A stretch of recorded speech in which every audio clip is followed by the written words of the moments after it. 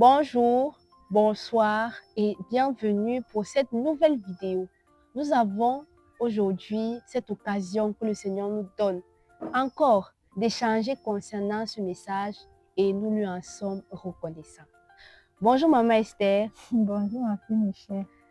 Que le Seigneur soit glorifié pour cette nouvelle occasion qu'il nous donne.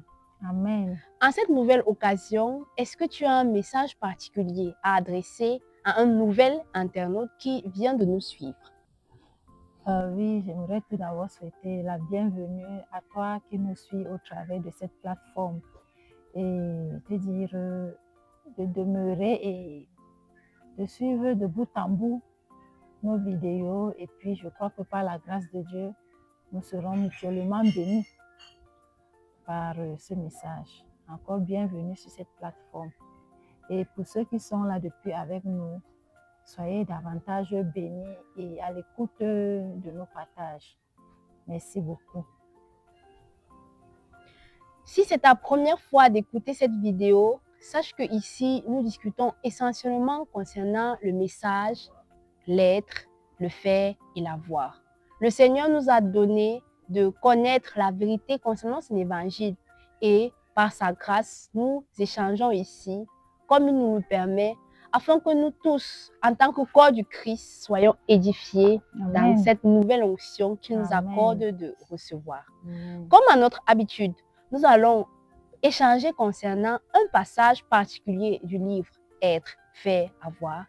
Et le Seigneur va nous accorder de sortir, de ressortir l'essentiel pour notre édification et pour notre progrès spirituel. Amen.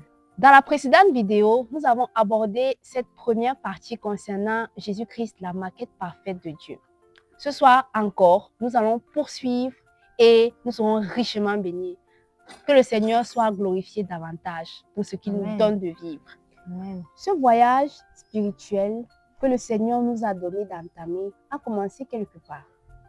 Et pour en savoir toute l'origine, j'aimerais te poser une question, sœur Esther. Ce titre, Être, faire, avoir, d'où vient-il exactement? Gloire à Dieu. Pourquoi l'être premièrement? L'être est la préoccupation de Dieu.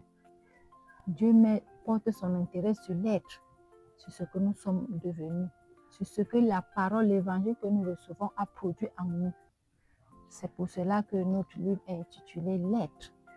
Comme pour dire que tout part d'abord de l'être. L'être doit être l'objectif premier du chrétien.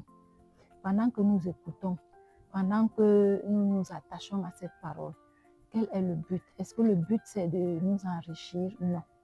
Le but premièrement c'est de revenir à l'image, à la ressemblance de Christ par le caractère, la pensée, nos émotions. En fait, revenir selon l'image de l'homme au jardin d'Éden, le premier homme tel que Dieu l'a voulu, dans l'être, dans l'homme intérieur.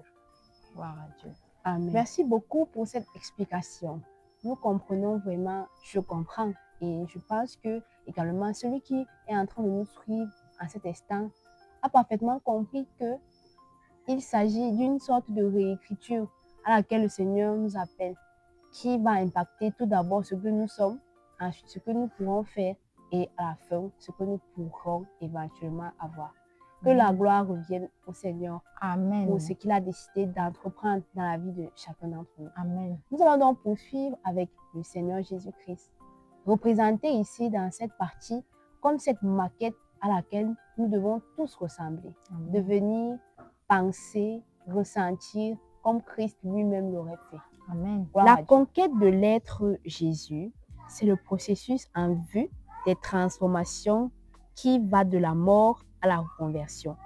C'est une dynamique spirituelle et permanente qui doit faire l'objet de toute l'attention du croyant pendant son pèlerinage sur la terre. Il s'effectue sur une base quotidienne en fonction de sa proximité avec Dieu. Les transformations qui en sont issues sont conséquentes de ce rapprochement. Il est évident que Jésus s'est présenté à l'homme comme Seigneur et Sauveur. Il est à la fois Seigneur et Sauveur en son être. C'est lui, Jésus, qu'au jour de sa chair, s'est élevé en communion avec son Père au point de transfigurer sur la montagne. Il est démontré par cet acte le niveau parfait que peut atteindre un être dans un corps semblable au nôtre. C'est la démonstration d'un corps terrestre devenu corps céleste. Il y a eu ce jour rencontre de deux entités en un seul corps, le terrestre et le céleste. C'était une rencontre pacifique, dépouillée de toute colère, qui aujourd'hui procure le salut de l'être à tous ceux qui s'y intéressent et s'y attachent. Ce rayonnement était symbolique des attentes de Dieu pour toute chair vivante. La Bible déclare: cela est bon et agréable devant notre Dieu, notre Sauveur, qui veut que tous les hommes soient sauvés et parviennent à la connaissance de la vérité. Car il n'y a un seul Dieu et aussi un seul médiateur entre Dieu et les hommes, Jésus-Christ homme. 1 Timothée chapitre 2, les versets 3 à 5. L'auteur parle de Jésus, l'homme. L'auteur parle de Jésus, homme, à cause de la maquette dont son être fait l'objet. La médiation et le salut se trouvent en son être, en la personne de Christ, en ses vertus. C'est de la conformité en son être que nous avons accès au Père. C'est de la conformité en son être que nous trouvons faveur aux yeux de Dieu.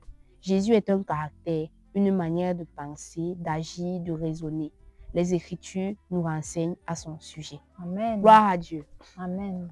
Sœur Esther, ici, il nous est clairement expliqué le processus de transformation qui est possible au travers de la maquette Jésus. Il y a deux points concernant ce processus de transformation que j'aimerais qu'on discute. Le tout premier est le fait que, en fait, ici, il est expliqué que ces transformations sont fonction de la proximité que nous avons avec Dieu et qu'elles s'établissent sur une base quotidienne. Est-ce que tu peux nous en dire plus? Oui, ma sœur Michel, plus nous travaillons à être transformés, plus nous nous rapprochons de notre Père. Parce que lorsque le Seigneur, notre Dieu, regarde en nous et qu'il voit son Fils en nous, il reconnaît son Fils en nous au travers du caractère, de nos émotions, de nos pensées, alors la communion avec Dieu devient fluide.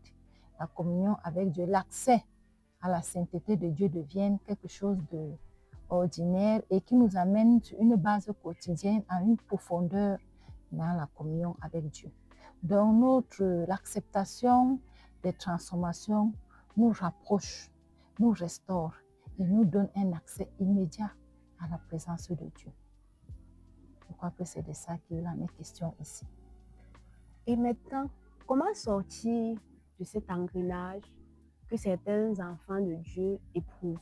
Donc, c'est-à-dire avancer sur un point et tomber peut-être le lendemain, se relever, demander pardon à Dieu et encore retomber et redemander pardon à Dieu et retomber encore et redemander pardon à Dieu.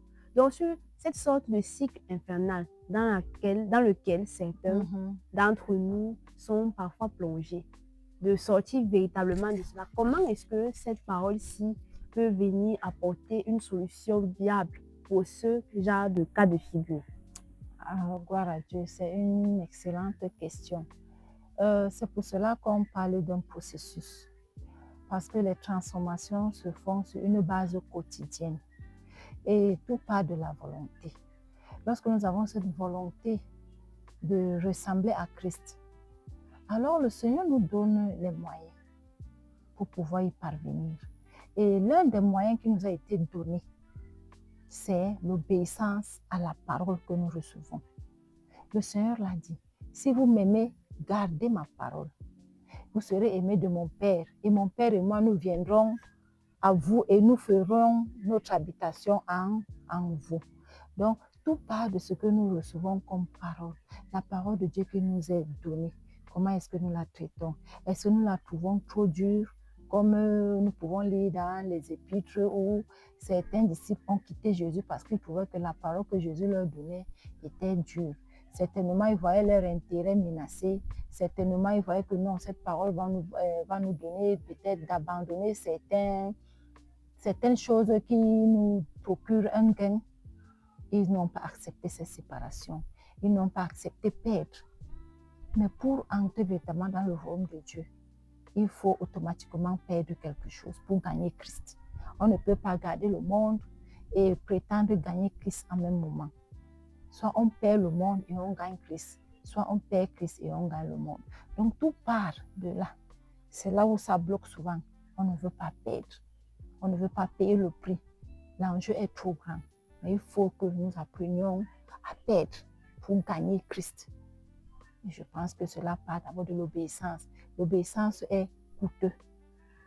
Pour obéir à un certain moment, il faut abandonner, il faut décevoir quelque part, il faut rompre les anciennes alliances, il faut rompre certaines relations, il faut même taire sa chair, il faut taire son moi, son orgueil. C'est dans cette dynamique à laquelle Dieu nous amène. Donc, je pense que c'est là où il y a un petit blocage avec les enfants de Dieu. Certains refusent de perdre le monde pour gagner Christ. Je pense que c'est là où il y a le nœud.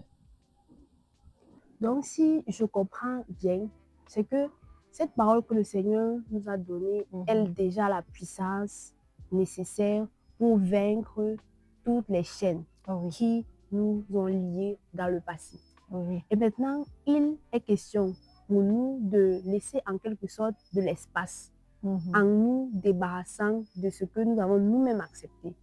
Par exemple, des mauvaises compagnies ou bien certaines pratiques qui ne glorifient pas le Seigneur ou bien même de nous séparer de nous-mêmes à certains points, d'accepter de descendre en humilité ou en plusieurs aspects afin qu'elle puisse vraiment s'établir. Est-ce que c'est un peu dans ce sens-là? Oui, la Bible dit que la parole de Dieu est une épée à double tranchant qui sépare le corps et l'âme, la jointure et la moelle. Donc, lorsque la parole de Dieu vient dans nos vies, elle vient pour travailler, elle vient pour transformer, elle vient pour opérer des changements. Mais comme je disais, lorsqu'on refuse ces changements, alors on se retrouve qu'on est en train de stagner. Et tout part de l'obéissance. Le Seigneur ne peut pas t'amener à une hauteur tant que la première marche n'a pas été gravie. Si le Seigneur te dit, pour que je t'amène à ce niveau, à cette dimension, il faut que tu abandonnes le moi, par exemple, que tu acceptes d'être humilié, par exemple, que tu acceptes d'être rejeté et continue à me suivre. Et si on se rend donc compte que non, c'est trop fort, je ne peux pas perdre, alors on va stagner. C'est pour ça que ça ne produit pas souvent ce que l'on entend. On se dit que c'est juste un mot, une potion magique qui va nous donner d'être subitement transformés. Il faut également que nous apportions de notre dans cette relation avec Christ. Christ, il dit, voilà ce que je te propose pour que tu parviennes à ceci. À nous maintenant de dire, oui Seigneur, nous acceptons de suivre, quel que soit ce que ça va nous valoir, quelles que soient les pertes qui vont suivre, parce que nous voulons gagner quelque chose de plus grand, la vie éternelle, la véritable paix que seule cette parole peut nous apporter. Donc, il faut automatiquement une séparation avec nous-mêmes pour que la parole de Dieu fasse tout son effet en nous. Tant que nous continuons à raisonner, tant que nous continuons à calculer, tant que nous ne nous abandonnons pas entièrement à Christ et à la puissance de sa parole, ça peut bloquer quelque part, ça peut stagner. Donc le tout, c'est s'abandonner à cette parole pour l'obéir et pour voir Christ nous amener à cette hauteur-là. Gloire à Dieu. Gloire à Dieu. Il y a un point qui est bien mentionné concernant la proximité. Donc, je paraphrase, plus on est proche de Dieu, plus on sera prompt à être transformé. Ou encore, plus on obéit, plus on avance dans l'obéissance. Est-ce que ça fonctionne de cette manière? Proximité, oui. Parce qu'il y a une proximité quand les barrières ont été ôtées. Il y a une proximité quand il n'y a plus de voile, il n'y a plus de raisonnement. Il y a une proximité quand on apprend à connaître l'autre. Plus on plonge notre regard dans la vie de Christ, plus on cherche les transformations qui émanent de la nature de Christ, plus c'est créé cette proximité. Plus même nous nous libérons de la religion pour dire non, je veux des transformations. Seigneur, je veux que les promesses qui sont attachées à ta parole s'accomplissent dans ma vie. Plus cette proximité va se créer au travers de l'obéissance. La proximité se crée au travers de l'obéissance. C'est par l'obéissance qu'on arrive à bâtir une véritable communion avec Dieu. Et cela se fait dans le secret des pleurs, de la prière, des renoncements. Oui, c'est lorsqu'on reconnaît nos faiblesses et qu'on les amène devant Dieu, qu'on ouvre véritablement nos cœurs à Dieu, que le Seigneur maintenant vient en nous et peu à peu, la proximité se crée jusqu'à ce que nous arrivons à embrasser Christ pour devenir un seul corps avec Christ, un seul esprit avec Christ au travers de sa parole. Gloire à Dieu. Amen. Il y a un mot que tu as souligné qui m'a particulièrement touché ou bien a attiré mon attention. C'est le mot renoncement. Est-ce que tu peux nous expliquer ce que, en fait, c'est un renoncement et sa différence d'un sacrifice? Le sacrifice, souvent, nous ramène à quelque chose. Bon, je donne ceci pour avoir ceci. Donc, le sacrifice, c'est comme une monnaie d'échange. Je donne ça pour avoir cela. On sacrifie quelque chose pour avoir quelque chose. Mais le renoncement, c'est l'abandon. Ou c'est un niveau de communion, c'est une autre dimension de la chrétienté qui nous donne de nous abandonner complètement, sans savoir le lendemain, sans plus calculer, sans plus résister. Quand quelqu'un dit je renonce, ça veut dire que je reconnais que je suis faible. Je reconnais que je n'ai plus de force face à ceci. Je renonce à moi-même pour me laisser conduire maintenant par ce que Christ me propose par l'Esprit de Dieu.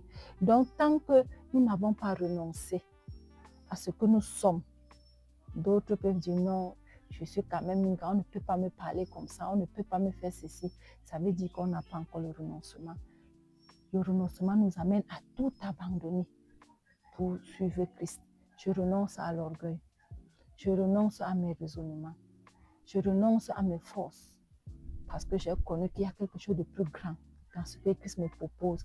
Alors, Seigneur, je me donne entièrement à toi pour me laisser conduire par toi. Je crois que c'est ça le renoncement. Gloire à Dieu. Amen. Donc, la clé de cette recherche de proximité avec Dieu, cette recherche de transformation pour revêtir le Seigneur et épouser ses vertus, c'est cet abandon-là. Est-ce qu'on peut résumer en ce point-là, donc l'abandon est la porte ouverte pour cette transformation véritable en Christ? Oui, nous pouvons conclure en disant que la transformation ne peut venir que lorsque nous nous abandonnons. Comme je l'ai dit tantôt, nous reconnaissons que la parole de Dieu que nous recevons est vraie. Et pendant que nous allons évoluer dans l'étude de notre livre, il y a un aspect qui m'a véritablement marqué, qui dit la parole de Dieu que nous recevons maintenant est factuelle, c'est-à-dire elle vient rencontrer les problèmes actuels que nous traversons. Ce n'est pas une parole qui a été donnée pour l'histoire de l'humanité, non. La parole de Dieu maintenant est factuelle. Elle vient rencontrer les problèmes de l'homme. Ce que tu vis en ce moment, pendant que tu reçois la parole de Dieu, si tu plonges ton regard dans cette parole pour y obéir, alors dans cette parole, il y a la solution au problème que tu traverses. Donc, tout part du renoncement et également l'obéissance à la parole. L'obéissance, c'est quelque chose de très important dans le processus de transformation. Plus nous obéissons, plus nous sommes transformés. Plus nous renonçons pour suivre les intérêts de Christ, plus nous sommes transformés et nous nous rapprochons à la ressemblance de Christ. Gloire à Dieu. Amen. Gloire au Seigneur Jésus-Christ. Amen. Il y a également un autre point que j'aimerais qu'on aborde, si tu me permets de redire. C'est ce passage-ci. Ce rayonnement était symbolique des attentes de Dieu pour toute chair vivante. Ici, il était question de l'image de Christ sur la montagne de la transfiguration. Donc, Christ qui rayonnait d'une lumière éclatante. Et ici, il expliquait que ce rayonnement est symbolique des attentes de Dieu pour toute chair vivante. Donc, Est-ce que tu peux nous expliquer concrètement ce que le Seigneur attend de nous, du fait de la venue du Seigneur et de la maquette qu'il représente? Qu'est-ce que le Seigneur nous pose en retour comme question à nous qui nous appelons croyants? La transfiguration de Christ à la montagne était la preuve vivante qu'on peut être dans un corps semblable au nôtre et atteindre un niveau, le pic de sa communion avec Dieu. Le Seigneur avait atteint le pic dans sa communion avec son Père au point où il a revêtu cet éclat. Donc c'était la révélation de ce que nous pouvons être hommes dans la chair et travailler, entrer en communion avec Dieu au point de rayonner, où la lumière se fait voir. Et c'est possible, Michel. Lorsque la parole a fait corps en nous, les maladies disparaissent, la mine change, la vie revient. Nous rayonnons dans l'âme et dans le corps. Cette parole a la puissance. Cette parole a la puissance d'amener l'homme à rayonner, non seulement dans l'homme intérieur, mais même dans son apparence physique. C'est vrai. Donc, Christ en est le parfait modèle. La montagne de la transformation était la preuve que l'homme, dans le corps, dans la chair, dans le sang, peut travailler et atteindre ce niveau de proximité avec Dieu, de manière à épouser la lumière qui vient du trône de Dieu et de resplendir. Le but, c'est que nous puissions resplendir. Et pour que nous puissions resplendir dans ce monde de ténèbres, il faut travailler à être ce que Christ a été, à amener cette transformation de bout en bout jusqu'à ce que nous atteignions le pic et que nous fassions corps avec la lumière qui caractérise notre Seigneur. Et que nous-mêmes nous devenions des êtres lumineux qui brillent, qui resplendissent. Gloire à Dieu. Amen. Vraiment, merci beaucoup pour cet éclaircissement. Vous avez dit que ce rayonnement, c'est un rayonnement qui est causé par cet être que nous sommes devenus. Un rayonnement qui peut se matérialiser, je dirais, dans tous les aspects de notre vie. Ah oui. Ah oui. Christ glorifié ne connaît plus la maladie. Un être qui a été glorifié ne peut plus connaître la maladie. Si la maladie persiste encore, c'est parce qu'il y a encore quelque part une désobéissance en nous. Et c'est ça qui fait que la maladie peut résister, ça peut partir, ça peut revenir. Mais un corps qui entre pleinement dans une obéissance permanente ne connaît plus la maladie. Le rayonnement commence à se manifester même dans notre santé physique. L'âme vit et le corps vit, l'esprit vit en nous. Gloire à Dieu. Amen. Merci infiniment, sœur Esther, pour cet éclaircissement. Est-ce que tu peux me dire donc une sorte de conclusion concernant cette recherche de la ressemblance à Christ, Jésus-Christ, homme, maquette parfaite de Dieu? Ah oui, pour conclure, ma soeur Michel, je dirais que plus nous travaillons à ressembler à Christ, plus nous sommes restaurés dans notre communion avec Dieu. Christ est le moyen qui nous a été donné pour toute restauration, pour tout retour au Père, au travers de sa vie, de sa maquette. Donc, ça en vaut la peine, Michel, de se lancer dans ce processus de transformation où Christ lui-même vient encore nous soutenir dans cette marche-là. Gloire à Dieu. Amen. Que le Seigneur nous bénisse véritablement, qu'il nous accorde le courage de nous détourner de ces choses que nous savons en nous-mêmes, ne nous donnons pas la vie, et qu'il nous accorde de nous avancer sur ce qui nous donne la vie, ce que nous reconnaissons en nous-mêmes qui nous donne la vie. Merci à toi d'avoir écouté cette vidéo jusqu'à la fin. Si tu es nouveau sur la chaîne, je te prie de regarder dans la description le lien pour avoir accès, toi également, à ta version numérique du livre. Et surtout, que le Seigneur te bénisse davantage et qu'il t'accorde toutes ces transformations qu'il a réservées en la personne de Jésus-Christ. Amen. Au revoir et à la prochaine vidéo. Amen.